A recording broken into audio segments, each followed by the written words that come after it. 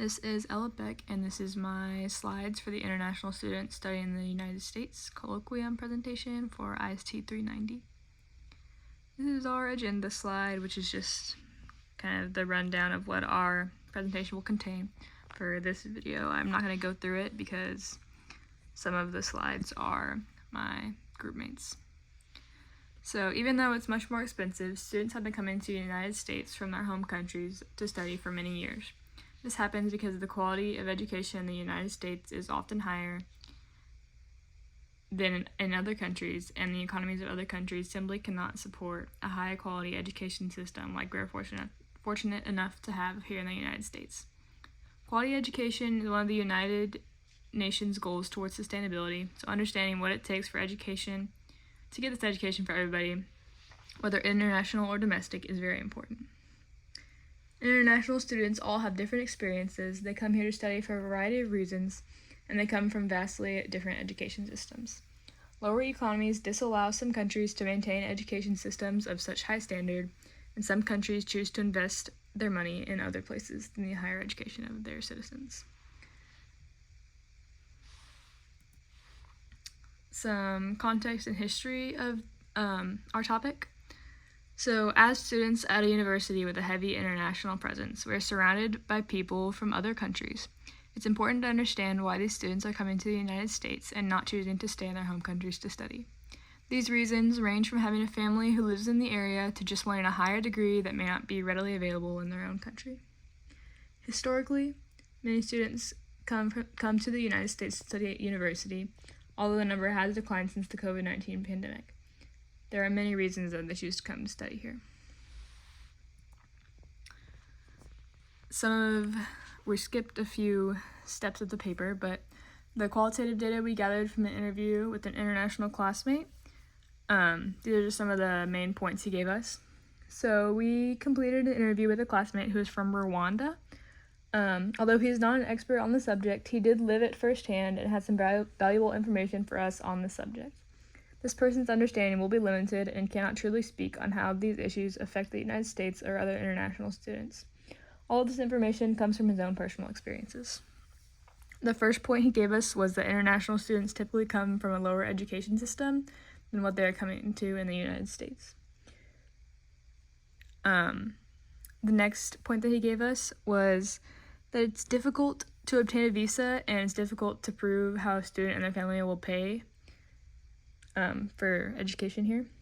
So students must prove they or their families have enough money to financially support their studies and everything else while they're living in the United States. In addition to this, they must go through a lengthy process of obtaining a visa. This involves proving they will actually be attending a university here and hours of paperwork for the student. The next point was a dramatic lifestyle change and culture shock that he experienced whenever he came here. So, the culture of the United States is different from that of other countries. The United States is known to be sort of a melting pot of different cultures and groups of people. This can lead to some international students to be overwhelmed when they arrive here. Many students are used to the culture of their own home countries, and when they're no longer around this anymore, it can be difficult for them to adjust. The next point that he gave us was that sports are a good window to receive some financial assistance and an outlet to do what you enjoy. So there are some clubs and agencies that can help international students get recruited in the United States. Although many students, they don't play sports purely to get into the United States. But it is a great opportunity for athletes who are talented to make a life for themselves in the U.S. One of the last points he gave us was that there are some similarities between international and domestic students.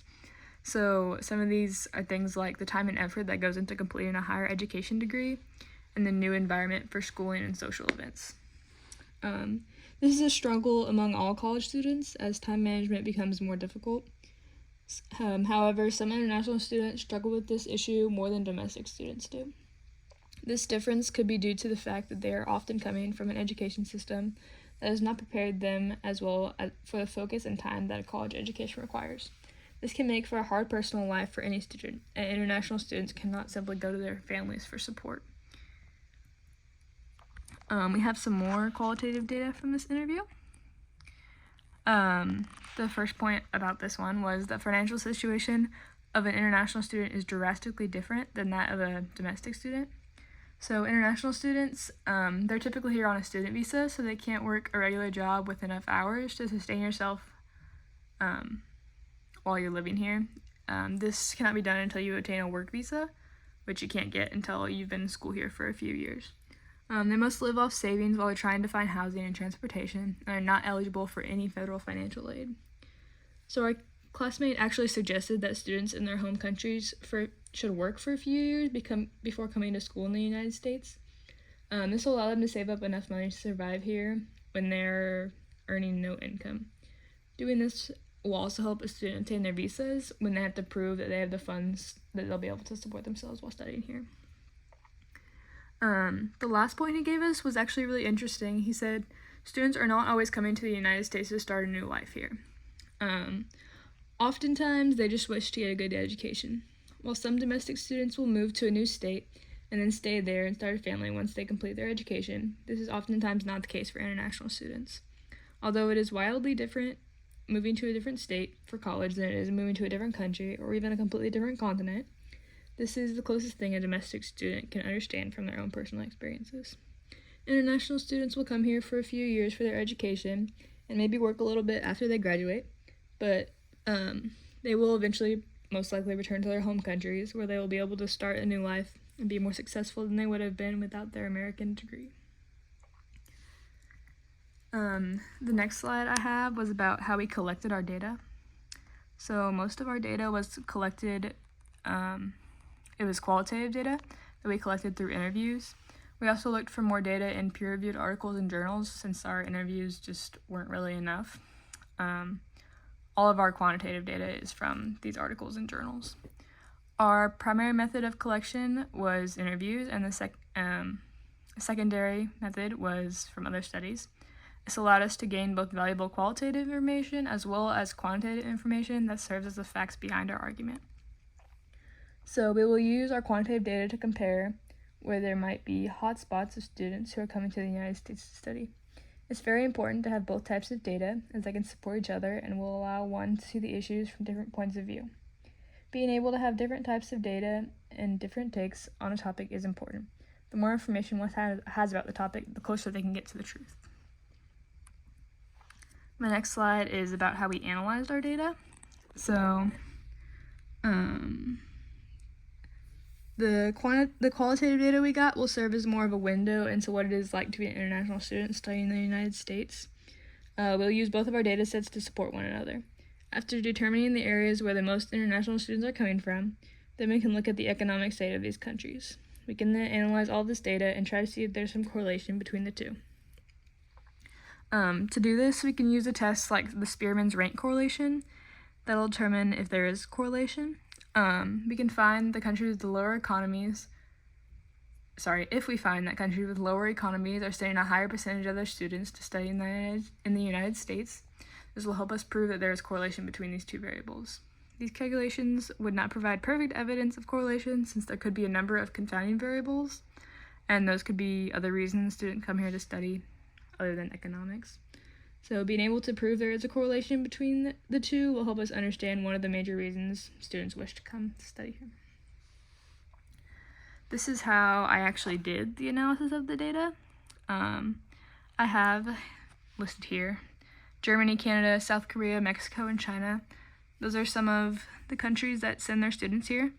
I found their GDPs for 2021 and then the percentage of their population that was currently studying in the United States. I then ranked each of these GDPs 1 through 5 and their percentages 1 through 5 as well.